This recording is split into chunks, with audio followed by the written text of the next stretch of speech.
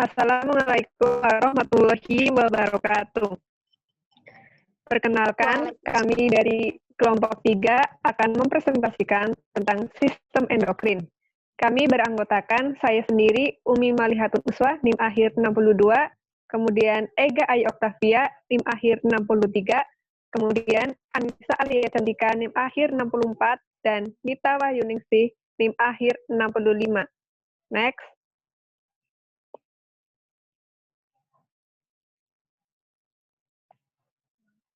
Di sini kita akan mempelajari materi yang pertama pengertian endokrin, kemudian struktur kelenjar endokrin, selanjutnya struktur sistem endokrin, kemudian fungsi sistem endokrin, klasifikasi sistem endokrin, dan yang terakhir yaitu karakteristik sistem endokrin. Next. Oke, pengertian endokrin yaitu suatu sistem yang bekerja dengan perantara hormon yang dihasilkan oleh kelenjar endokrin.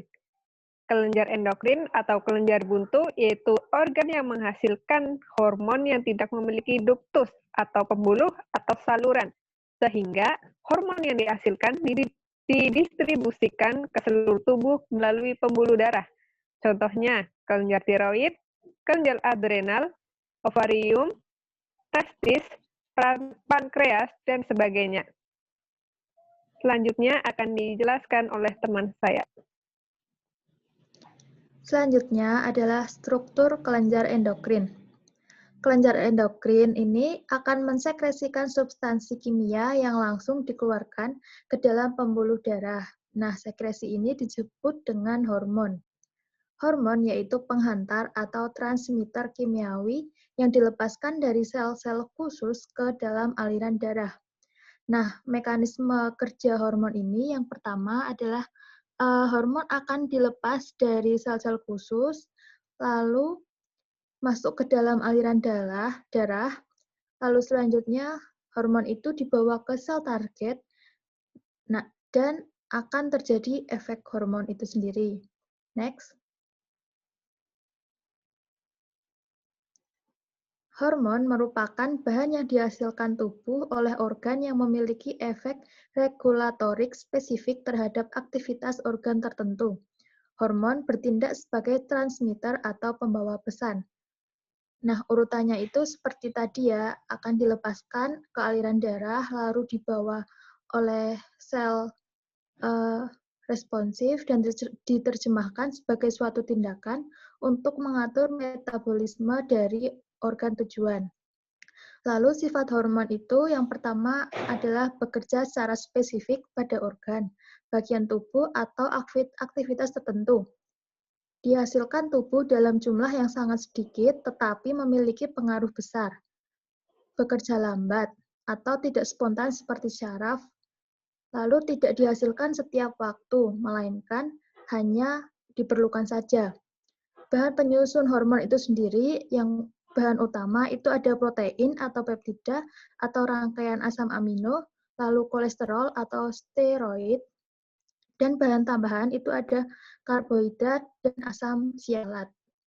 Next. Secara kimia, hormon dapat dikelompokkan ke dalam dua kelompok besar. Yang pertama, steroid yang diturunkan dari kolesterol.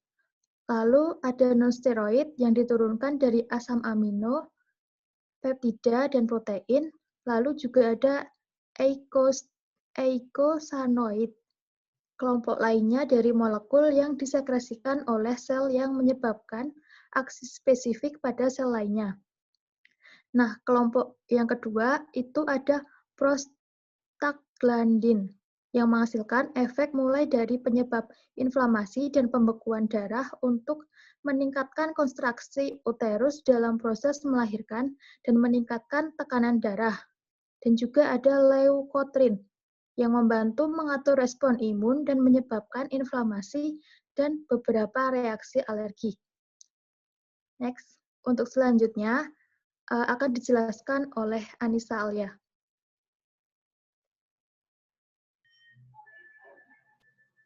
Struktur sistem endokrin. Sistem endokrin berkaitan dengan sistem syaraf, yakni mengontrol dan memadukan fungsi tubuh. Keduanya bekerja sama untuk mempertahankan homeostatis tubuh.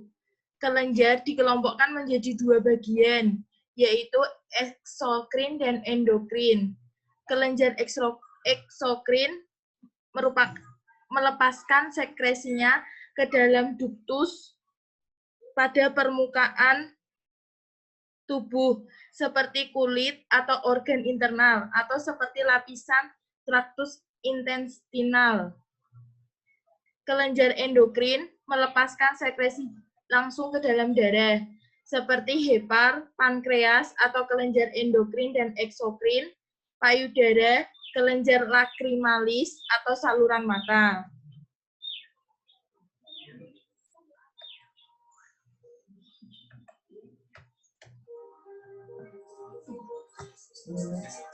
Fungsi sistem endokrin.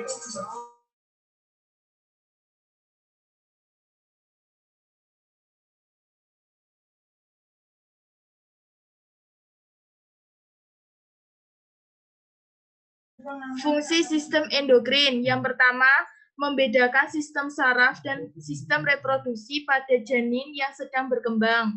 Yang kedua, menstimulasi urutan perkembangan. Yang ketiga, mengkoordinasi sistem reproduktif. Yang keempat, memelihara lingkungan internal yang optimal.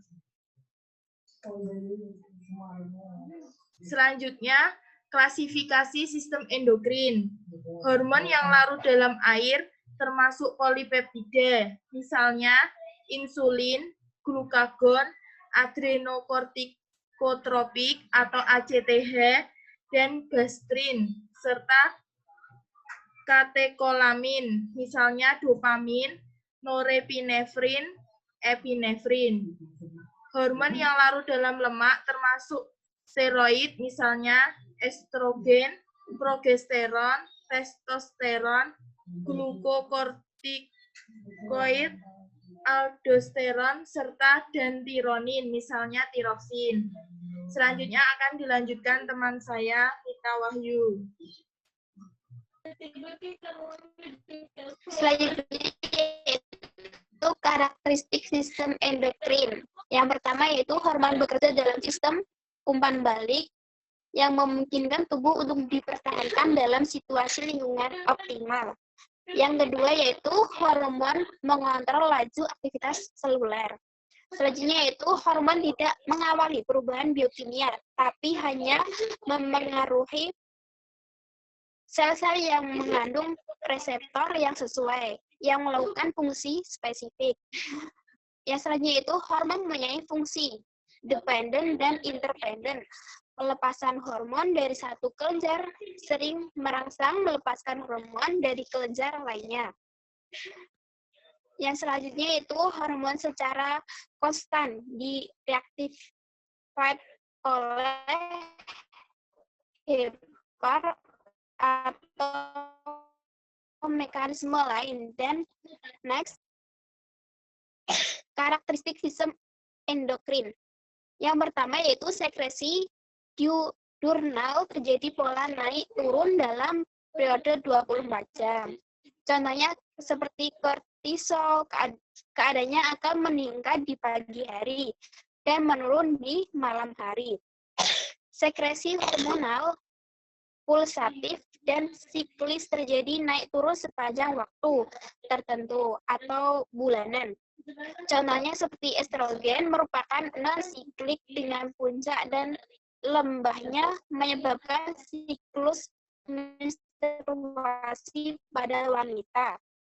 Sekresi hormonal variabel mengalami perubahan dan tergantung pada kadar substansi lainnya, seperti contohnya paratiroid diskresi dalam CA serum. Terima kasih dari kelompok kami. Mohon maaf apabila ada salah kata. Kami mohon maaf. Terima kasih. Wassalamualaikum warahmatullahi wabarakatuh.